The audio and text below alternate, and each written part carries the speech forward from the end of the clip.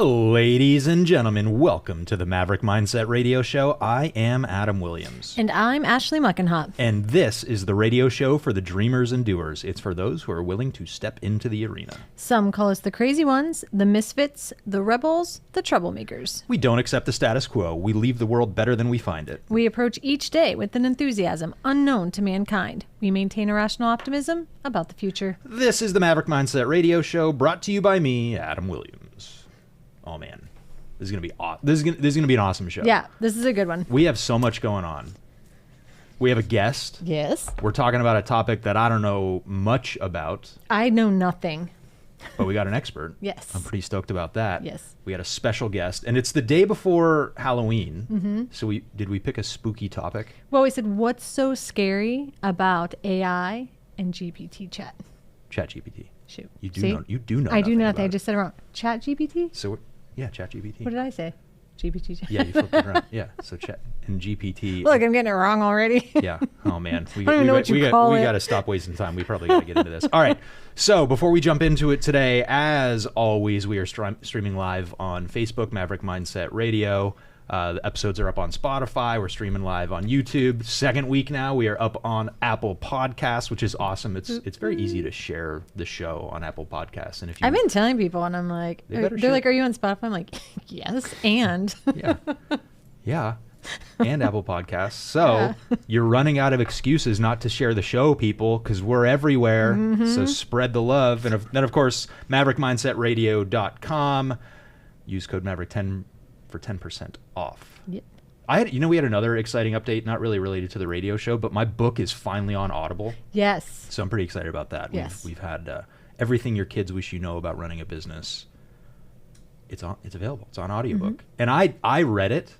And listen, like I know I don't always come across this way, but I'm a pretty modest guy. Yeah. I'm pretty like hyper self-critical. I'm really good at the audiobook thing. Yeah. Like I nailed it. It was a lot of fun. So, all right. Well, enough about me.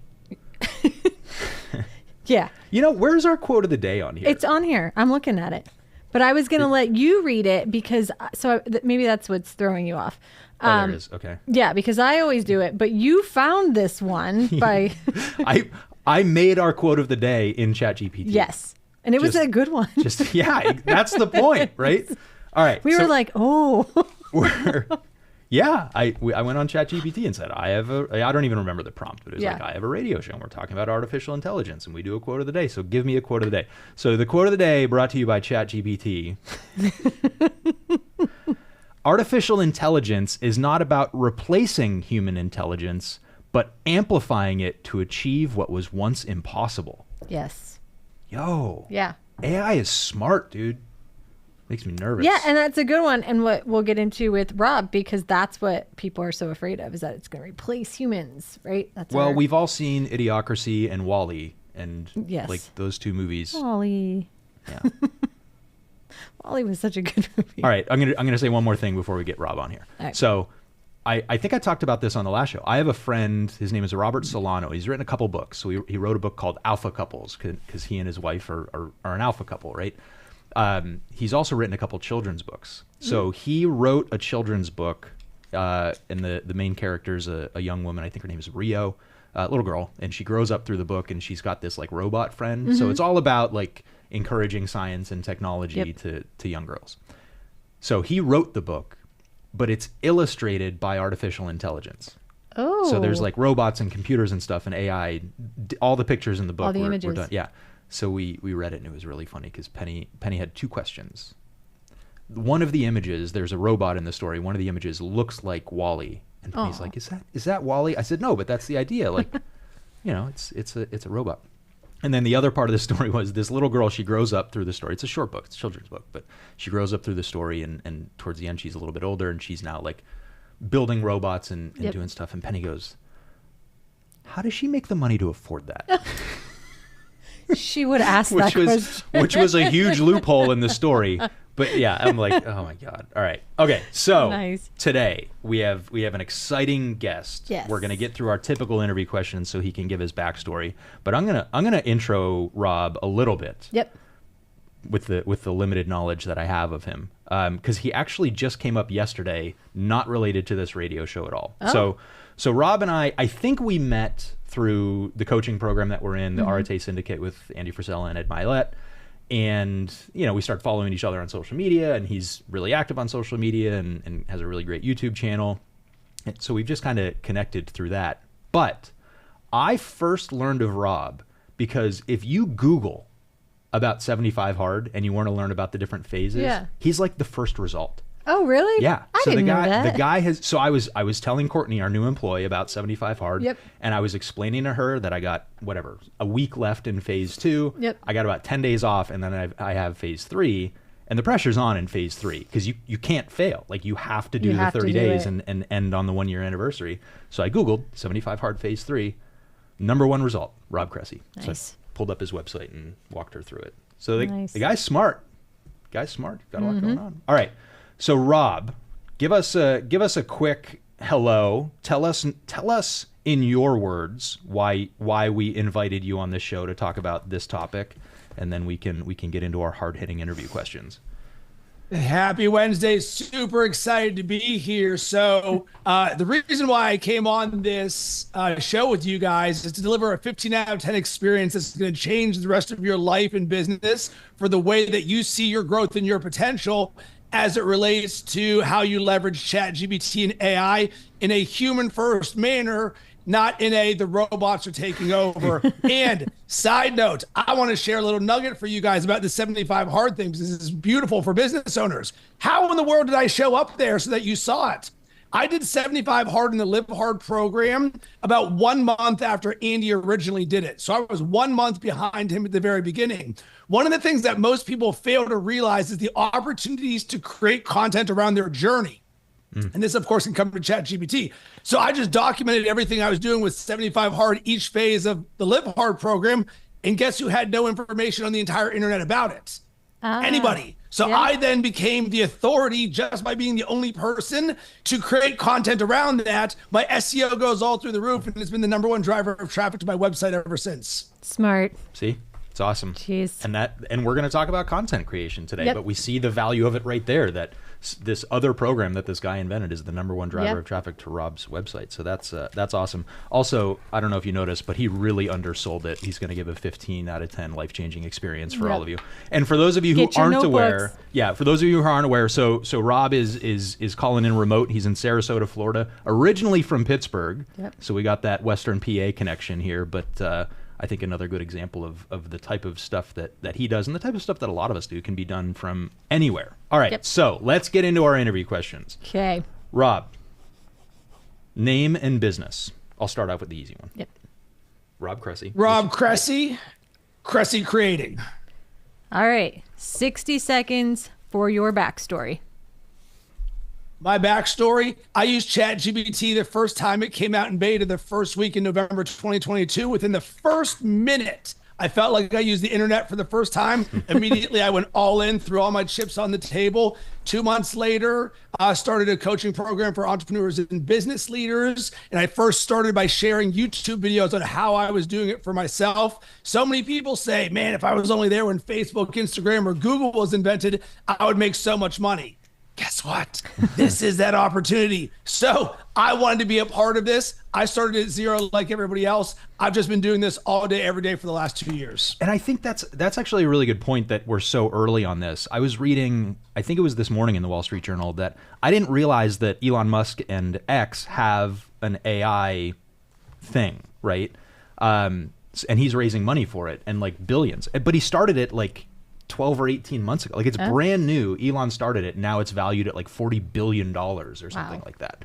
So yeah, we're still on the ground floor of this thing, and we're far from seeing the full potential. So this is going to be really great. All right. So right now in your business, tell us what you have going on. So in my business right now, I run a program called Unlimited Coach, which helps business owners and entrepreneurs grow faster via artificial intelligence and self-development. And this makes complete sense. If we were going to put chips on the table for how we accelerate where we want to go and bring our vision to life, Well, number one, self-development, because you are your greatest investment for yourself. I never set out to become a coach. I just lived like one for more than a decade until I started to be hired to help people be better at business by being better at life.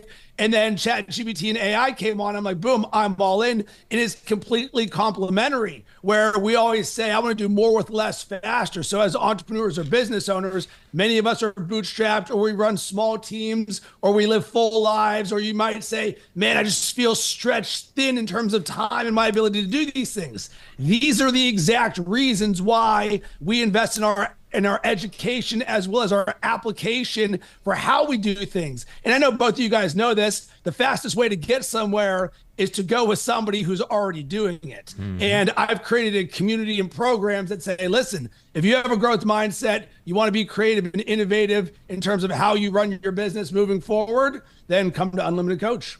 And nice. I think that's the one thing I didn't mention in the last question is the YouTube channel that you have.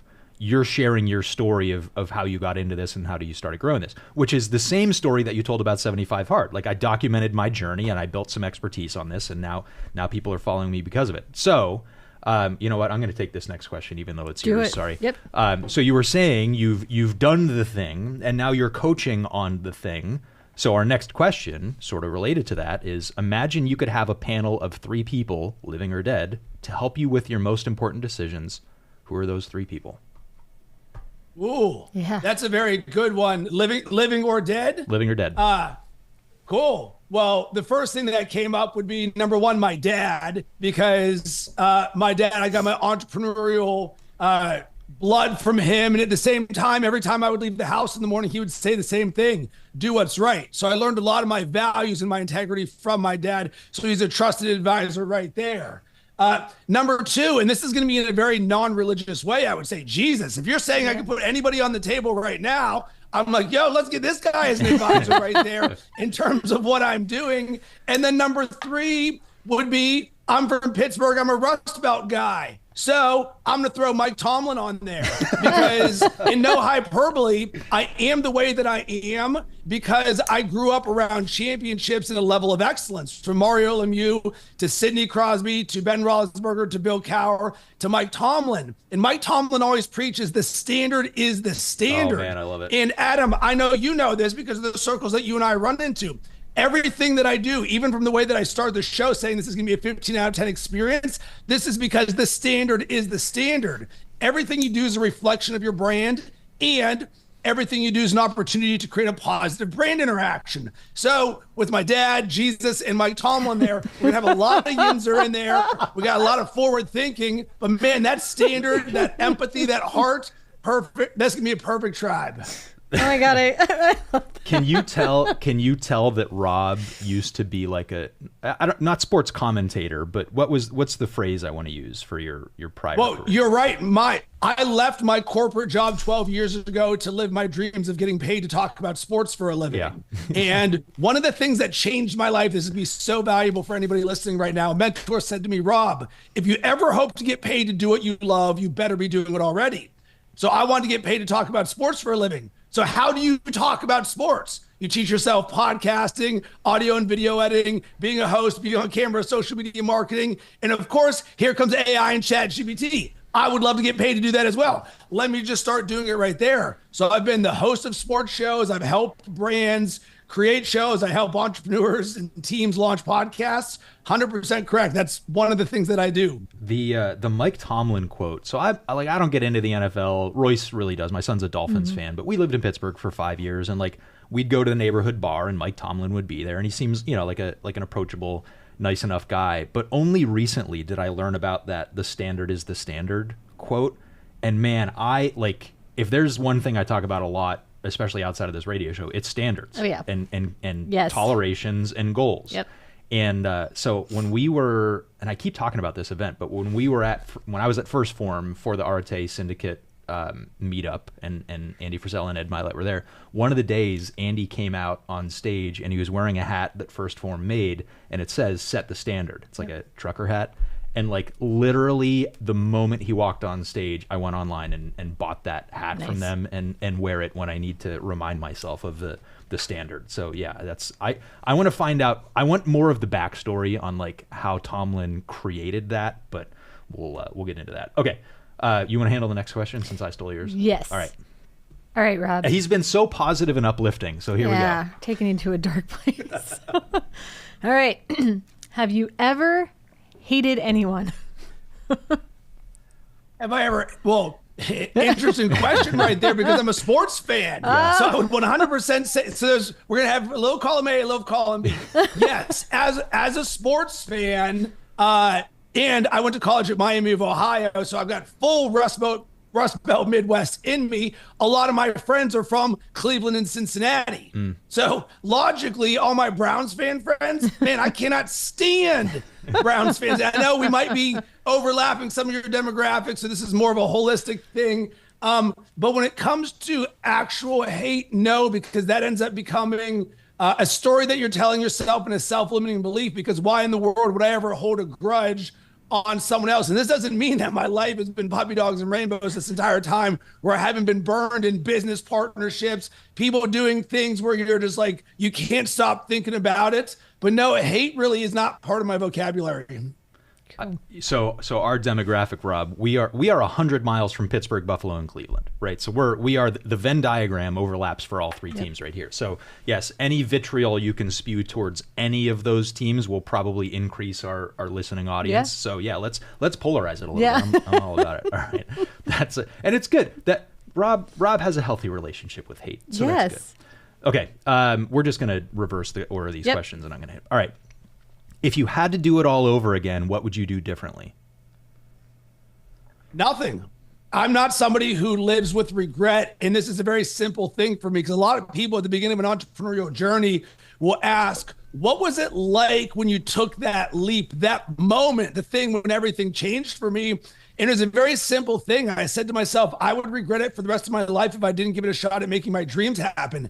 To me, the bigger risk was never taking the risk. And I understand the question and why you ask those things, but I have the exact same answer every single time, because I do understand the butterfly effect. Because if everything did not go exactly as is, I would not be here talking to you guys here. And so many people want everything in their life to be puppy dogs and rainbows. But we all know entrepreneurship and business ownership, it's not a linear path. It's more like a roller coaster there. And Adam, you're sitting here doing 75 hard, that you grow strength through the fire, through the, I don't want to do this. I'm tired. I'm sore. I don't want to keep doing this stuff. But guess what? This is where the grit, the mental toughness, and the fortitude comes in. And this is why, because Adam, you and I are cut from the same cloth. The mantra's in my head of prepare for what's difficult when it's easy, and what am I willing to do that others are not? So I had to look at Ashley because she started 70. She failed in 2021. She made it 68 days, and only like a month ago said, I'm going to try it again. And then she made it 25 days and told me earlier this week, I'm not doing it. I don't have time for it. So I'm gonna cut out that little segment, and we're gonna somehow make that work with your alarm clock. And every day when you wake up, it's gonna be Rob in your ear saying, Rob and I are cut from the same cloth. All right. Well, would you like? So Ashley, would you like some fire right here? Because I've give me the fire, Rob. Hard twice, including the Live Hard program. And if you say I don't have enough time for it, I don't even care if this is 75 hard. Immediately throw that in the trash, because what that really tells me is all about your relationship to time. And so many of us live in a perspective of scarcity. I don't have enough time, or if I only had more time, or I'm busy, or I'll get to it someday. But what Adam knows, and what you will end up learning in 75 hard, you get to excavate the I don't have enough time, because what 75 hard actually does, it illuminates how much time you actually have for the things that are most important for you. So when you're on 75 hard, it's the most backwards thing that you would never be able to get until you're going through it, is that you never have more time than when you're on 75 hard, because by design, the second that you wake up, you're dialed in, because if you're not dialed in the second that you wake up, so this is why it turns you into the best version of yourself. And actually, there's a thing for me, and we were talking about Sarasota before this. So I'm sitting on Siesta Key Beach 1 month after Andy comes out with 75 Hard. And like Adam, I'm a part of the Arte Syndicate, and I'm a coach as well around self-development. And I'm listening to the podcast for a second time because I did not want to do it. Did not want to do it because I'm living in Chicago at the time. It's about to be summertime shy. Cubs games, Lollapalooza, street festivals, partying with my friends. At the time, I did not have a kid. So I'm just sitting there. I'm like, I know what summertime shy is going to be like. And I'm re-listening to the podcast because there's that thing inside of me that's like, dude, what are you doing? How are you not doing this? And Andy said something. I guarantee you, if you go all in on this program, it will change the rest of your life and you will be the best version of yourself. And I sat there and I said to myself, how can I be someone who is all in on my dreams? And I'm a coach who specializes in high performance. And the guy who's been mentoring me for years says this will change your life forever. And 75 days is a small price to pay. And for the reason that I did not want to do it, I saw a hole in my boat. I was like, crap. I'm doing it because I did not want to do it. So everything that you are feeling and you are thinking, every single one of us did. I remember sitting there and Adam, similar to you buying that hat, I just made one decision, one action. I bought a water bottle. Because for me, the thing that was really tripping me up about 75 Hard was the drinking a gallon of water. I was like, how in the world are you going to drink a gallon of water? Yes. Well, guess what? The only way to drink a gallon of water is to have a water bottle, a Nalgene that has 16 or 32 ounces in it. That single domino was my first action towards commitment. So my encouragement for you is you can have all your fears, judgments, and self-limiting beliefs, but they are not in service of the best version of yourself. And when you commit and go all in, it'll truly change your life. And it's why I've done it twice and why Adam's doing it right now. I think I think that was not Brene Brown, Mel Robbins. I think that was her TED talk of like the 5-second rule. Like when you have the thought, if you don't take action in 5 seconds, you're not going to do it. Right. So that first step. All right. So I want to get through these last two questions because I really want to get it deep into the AI stuff on here. So Rob, you're an entrepreneur. You got a lot of stuff going on. You've got certainly a positive mindset and a maverick mindset coming into this stuff. And we didn't mention that your son's name is Maverick. Mm-hmm. Love it. What keeps you up at night? What keeps me up at night is I have not created my vision and I guess what you would call the unrealized potential. Mm-hmm. And the challenge in this is, do you see this as a feature or a bug? Meaning, am I limiting myself by being like, oh my God, why am I not as successful as Adam? Why don't I have a radio show like Ashley? There's that side of it versus understanding as a high performer and an entrepreneur, you're always going to be doing something you have never done before. By design, we climb one mountain, boom, there's another mountain. So you do 75 hard, I'm gonna do a marathon. Once you do a marathon, you're like, cool, I'll do a triathlon. Once you do a triathlon, you're like, let's go to the moon. So there's this constant ebb and flow of what you know is possible, but you're not there yet. And Adam, one of the things that Ed Milet taught us is all around the term blissful dissatisfaction, where if you look at your mind, how much is blissful and how much is dissatisfied? So the answer can be, hey, I'm 95% blissful, 5% dissatisfied, and the dissatisfied is because I have not yet created the vision of where I am yet. So it's something that is constantly, how do you wake up in the morning excited about what you do? Because I am not where I want to be yet. And quite frankly, that's likely to be the case for the rest of my life. But that's not a scarcity mindset of, oh my God, I'm constantly chasing. It's more of the, oh my God, can you believe we can do whatever we want and you can bring any vision to life? Wow, I'm willing to do whatever it takes to make that happen. So that sort of is the dynamic. And once again, what's this go back to? The standard is the standard. Because I have a specific standard for what I would love to create in my life. And because I'm not there yet, I do hard things by design to prove to myself that I'm the person that can make those things happen. Probably once a month it comes up for me, another lesson from Ed of, imagine you die, you go up to heaven, you're standing at the pearly gates. And I think we've talked about this on the show. St. Peter pulls out an iPhone and says, you watch this video before I let you in. What's the video? It's a video of what could have been if you reached your full potential. Like, woof. Yeah. Like if that doesn't get you fired up to do something, then I don't know what will. All right. Last question, and then we're going to jump into the AI stuff. What do you want to be doing in 5 years? I would love to be impacting even more people. I have a goal of helping 10 million people. One of the things that really helped me step into the next version of myself is actually what we created in Unlimited Coach, where for the longest time, I've had this vision of running a group program where I could scale the one-on-one coaching that I'm doing and have a larger impact on more people right there. And for so many people, and myself included, it took me 3 years to get to that point through my own fear, judgment, and self-limiting beliefs of getting off of zero. You know, you're really good at something, but then getting one person, then 2 people, then 25 people there. So for me, I would love to be creating impact on the highest level, speaking from stages, sold out arenas. That would be the number one thing. I want to speak on stage in a sold out arena, and I'm going to create that life, and I'm going to be somebody who is a positive force for good in this world. Do you remember the speaking event I did at the library a couple months ago? Mm-hmm. I think that was like the day after I talked to Rob. Oh, really? And I had a call.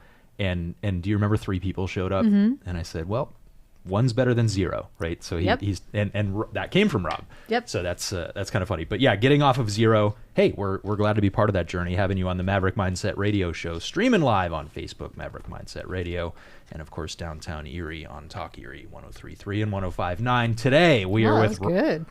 Well, they're written on the wall over here. Oh. Like, look. And they're also in my Zoom background for those that are watching the live stream. So we are here with Rob Cressy. We've gotten through our hard-hitting interview questions. We're ready to start talking about AI. Yeah. So Rob is doing coaching through Unlimited Coach, which we'll put the link up on the Facebook page and on the show notes once the episode goes up. But if people go on YouTube and search for Unlimited Coach, they can find some more information about you, Rob. They can see some of the videos and content that you're sharing. They can share in your wisdom and high energy. So let's get into it. Let's start like artificial intelligence 101. Let's get through this quickly. Then let's get into some myths or some things that people are scared about. And then really, how can and how should business owners and people be using artificial intelligence to help reach their full potential? Yep. All right, so AI 101, give it to for somebody who just says, well, what's artificial intelligence? I just imagine Arnold Schwarzenegger and the Terminator, and have you seen this boy? Like, what is the real story of artificial intelligence? Yes, and I'm going to plant the seed right now that the next 30 minutes of this conversation is worth at least $5,000, because I know that's what I get paid to speak or do talks about this specifically. But I'm saying that because of the opportunity this is to significantly change someone's perspective in life. Like, this is not just talking. This is like straight from the top of the food chain. Simply put, AI is just computers that perform human tasks. Let's not over dramatize what it is. It's a computer that can do things that a human normally would. So give us some examples. Like you've been on the bleeding edge of this thing. Give us some examples of, like, I've seen AI create some really funny memes and like dancing videos of Kamala and Trump, twirling around and AI has made me very pretty at times. Yeah, it's enhanced Ashley's headshots. So give us some examples of the ways that you think AI can be used by people. Yeah, let's start simple. Chat GPT, which is just the Xerox of AI. And all Chat GPT is, you'll hear a term generative AI. All that means is it's like a chat bot. You type in text and it responds back with text. And it's actually all around predictive text. So it has this knowledge and everything, but it just thinks what you're going to be doing next. It's like, oh, based on these words and everything. So that's the simplest thing. So in your everyday life, if you're using Siri, if you're using Alexa, you know what both of those are?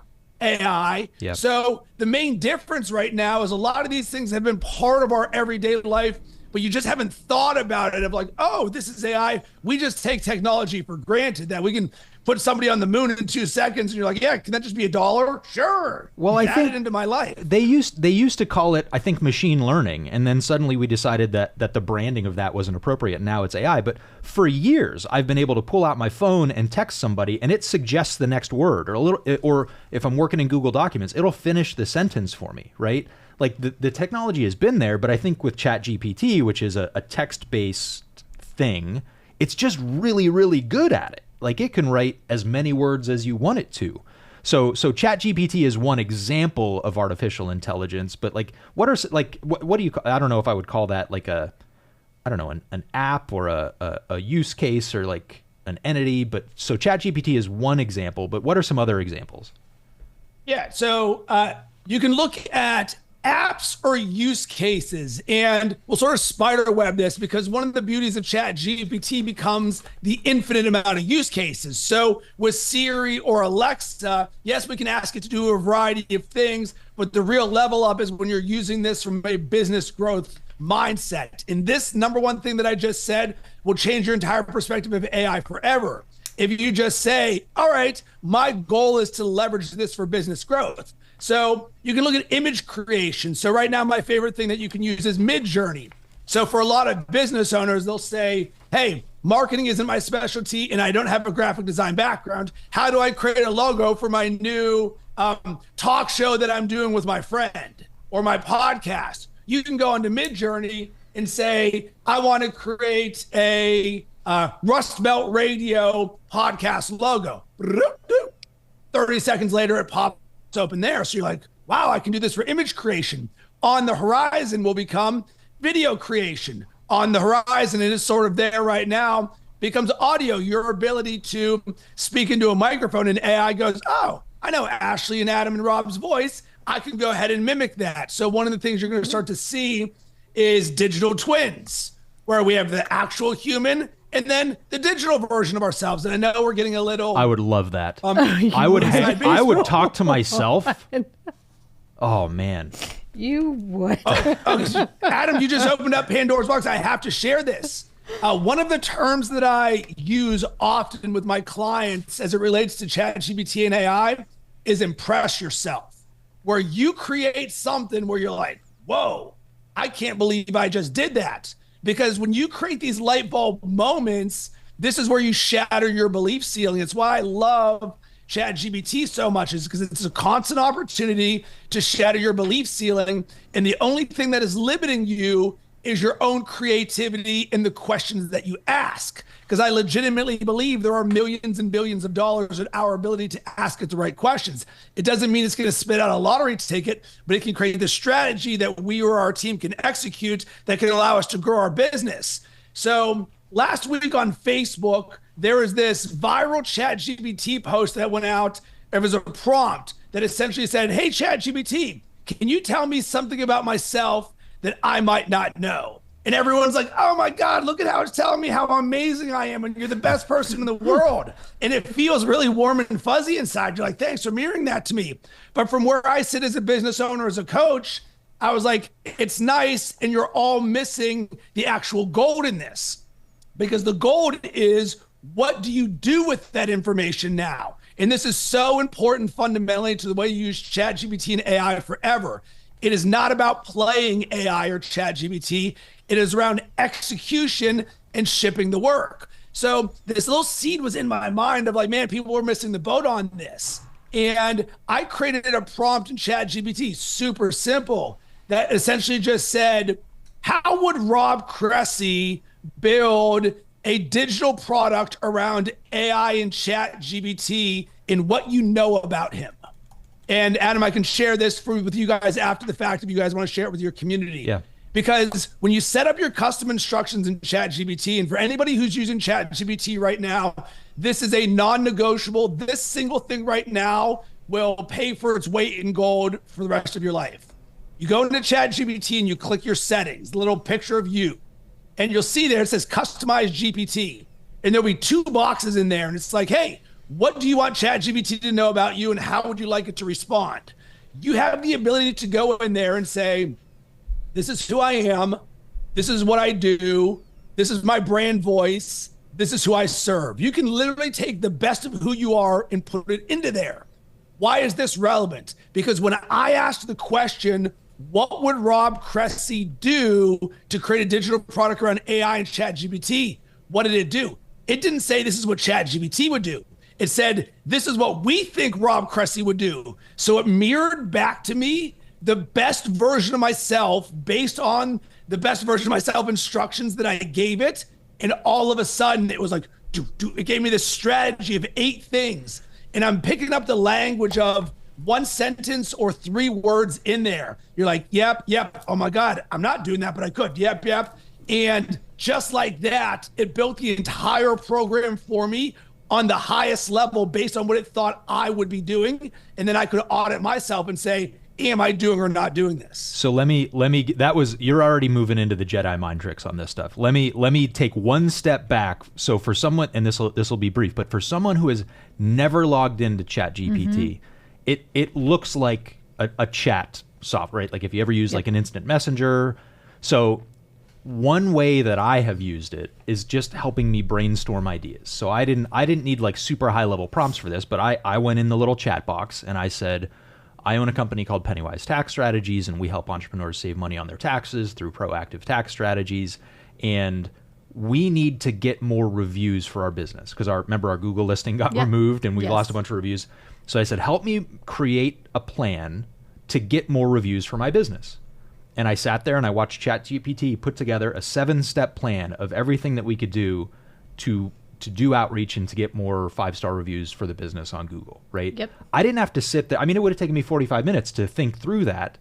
And I could either take what ChatGPT gave me as an answer and go and execute on it, or I think what the better use case is for most people is take that as a starting point and then refine it and tweak it and fix it from there. So I was making my project plan. This is something I got to get done by December 31st. And rather than taking an hour to plan this thing out and figure it out, I took about 30 seconds in ChatGPT where it did 80% of the work. And then I fine-tuned it and tweaked it from there. And for example, it when it spit out the answer, it said, send an email to your best clients requesting the review. So then I replied and I said, can you write that email for me? Yeah. And then boom, it wrote the email saying, you're a valued client and we hope you've been really impressed by our services. And it created it for me. And I had to use very little brain power to actually make that happen. So now you said some things that take us into, I think something that Rob's going to touch on is that, because Rob, you talk about this on your YouTube channel too, that I want to make sure I get it right. The human AI human sandwich, where you put the human factor into it, it shot you out the AI version, and then you went back in and tweaked it to how you would have said it, right? Yeah, so I call it the human AI sandwich because one of the biggest misplaced focus out there. Wait. Did you come up with that term, or did ChatGPT give you that term?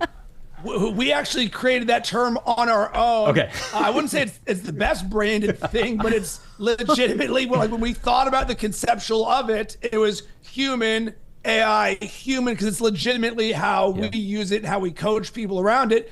And Adam, I want to sort of reverse engineer what you did, because it was very common for you to be, oh, this is just how I did it.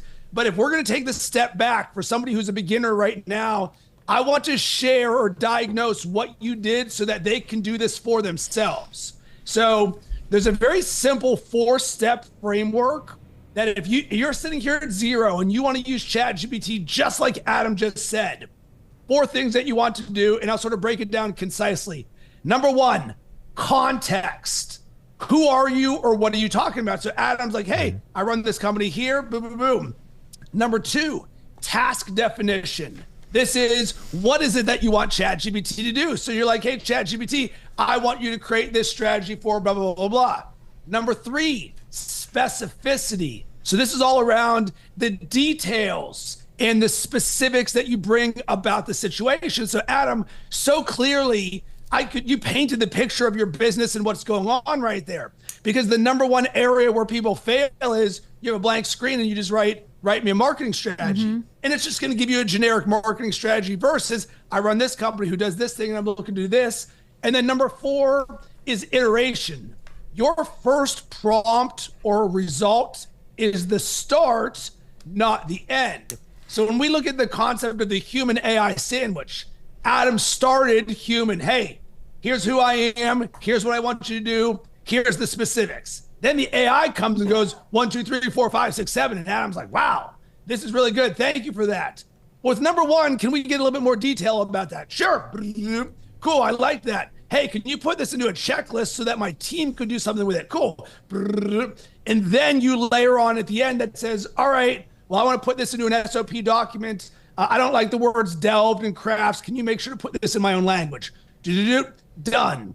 So now you haven't outsourced your authenticity, because one of the biggest things that we hear is, why is ChatGPT not sounding like me? Because yes, we're doing this for a marketing strategy, but a lot of people logically say, I'm going to start using this for content creation, which is why we go back to our very simple custom instructions. So if you have never, Rob, let me interject for a second. Yeah. So we have Joel in the studio with us, who produces this show, but he also has his own shows on this channel, and he's live on the air about, I think it's 15 hours a week, right?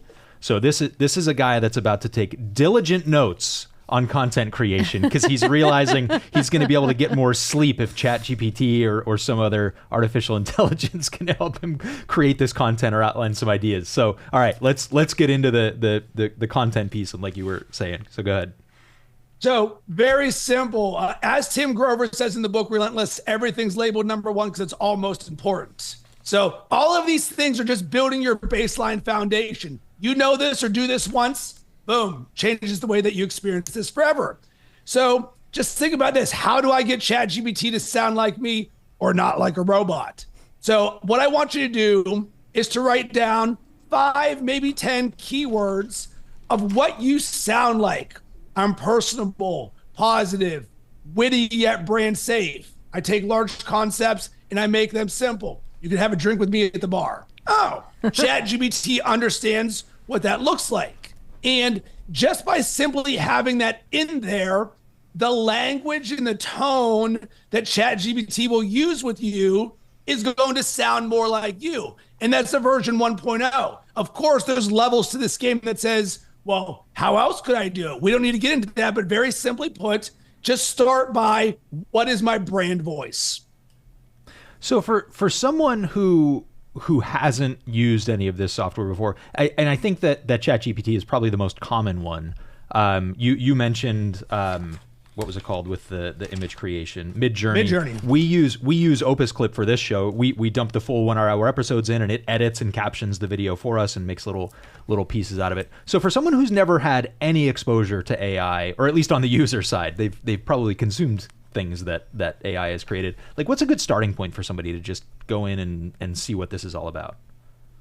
You guys are about mindset. It starts in the mind first, your own framing. Yeah. Number one, this is not stranger danger. The robots are taking over. This legitimately is just a tool in our tool belt as business owners. That is it. Let's just start from that perspective. Yep. This is no different than if you're using a social media scheduler, or if you're using Canva for your graphics, or you're using Gmail. All these things are just things that can support us in our business. We just get overly romantic and super hot because robots are going to take over. Like, no, throw that to the trash, because it's actually a massive benefit if the rest of the world's like the robots are taking over and you're like, total misplaced focus for me. I'm going to use this opportunity right there. Because once you understand that, here comes number 2. Keep it light, easy, and fun. You're like, wait, what? Yes, this can be light, it can be easy, and it can be fun.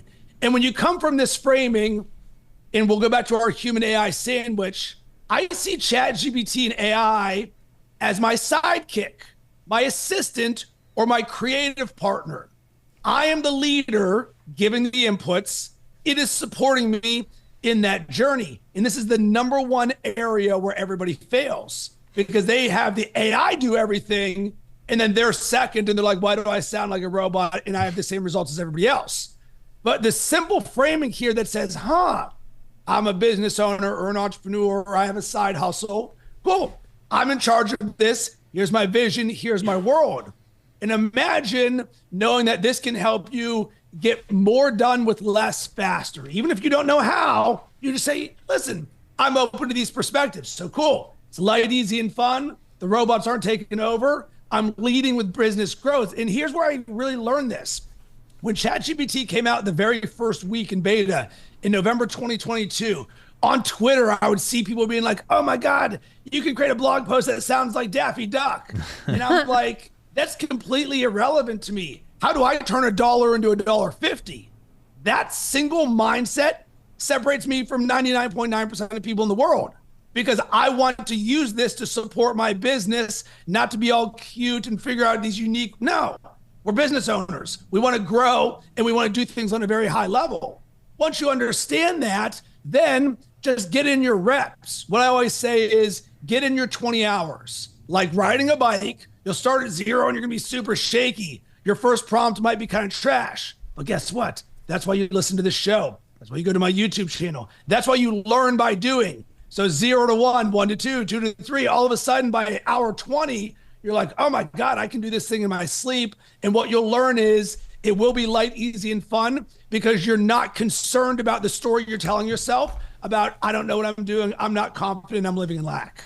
So I think that initial just sort of going in and messing around with it, right? Like that's a great way to start learning things. And then of course people can follow your YouTube channel and learn a little bit more. But then you've got some services and some coaching that you offer beyond that. So can you tell us a little bit about how that works? Because you actually invited me into one of the calls, and I think one of the things that was really interesting to me is how built out your system was, right? So you broke apart the 4-part framework of the prompts that I used, but you've got so many examples and prompts and like different ways that people can use this stuff, you and your team. So tell us a little bit about like what you've built and the people that are wondering, well, all right, I went in and I did my 20 hours and I see that there's potential here and this is pretty cool. But if I want to take it to the next level, how does Rob Cressy help with that?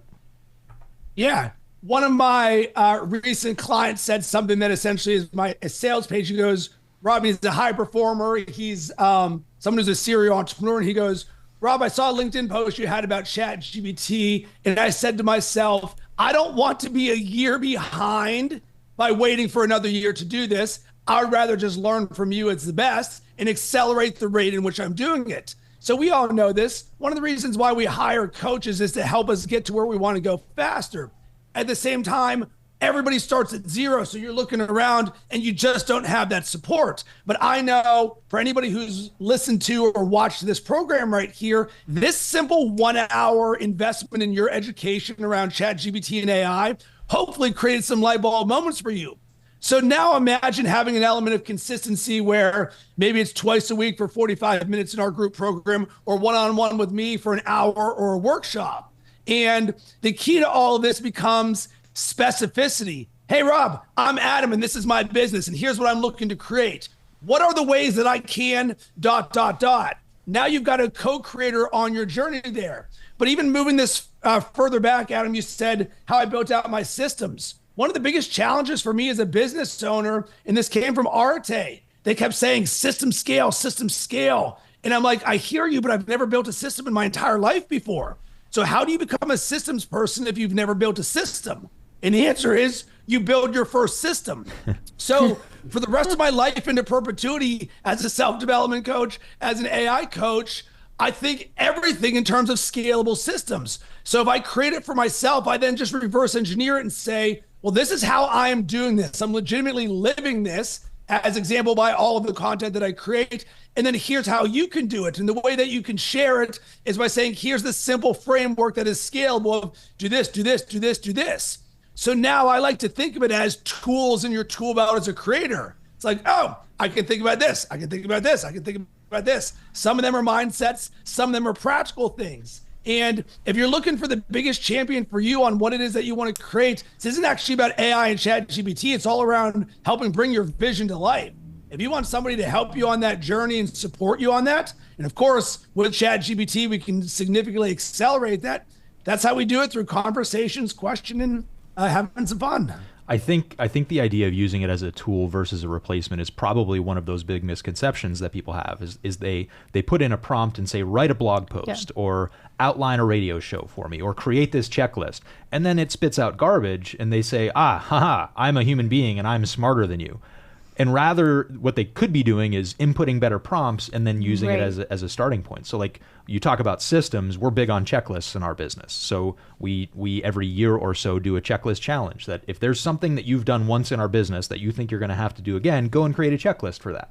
Well, that requires a lot of human involvement because if they've done the task and then they go and document it, but to use AI or ChatGPT in particular as a tool, you could, for example, copy and paste that and Rob will probably riff on these even more, but you could put that checklist into ChatGPT and say, what am I missing? What else could I put in here? Or you could have ChatGPT, you could put in the broader prompt and say, help me create a checklist for blah, blah, blah, and see what it spits out and compare that to what you've written as a human being. So this isn't about, like, the thing is not perfect. And part of the reason is it's still a early and it's still a computer. The other reason it's not perfect is your prompts are imperfect. Right. So the better input that you give it, the better output you're going to get. But I think that's a really good example of the people that are worried, like, this thing that's completely inadequate, it's so dumb, ha ha ha, are completely missing the opportunity to use it as a tool in the tool belt. Or the people that are so afraid that it's going to take over humans. You still need that human element to make it the best that it can be. Realistically, you can still be afraid that robots are going to take over the planet, but you can still use this as a tool, right? Let's not forget about that. All right, Rob, so we got about 5 minutes left. If there's one more thing or two more things that you need to make sure our audience hears about artificial intelligence, hit us with it. Yeah, for me, it's all around the way that you think about this. So what I wrote down here is, what am I not asking ChatGPT to do?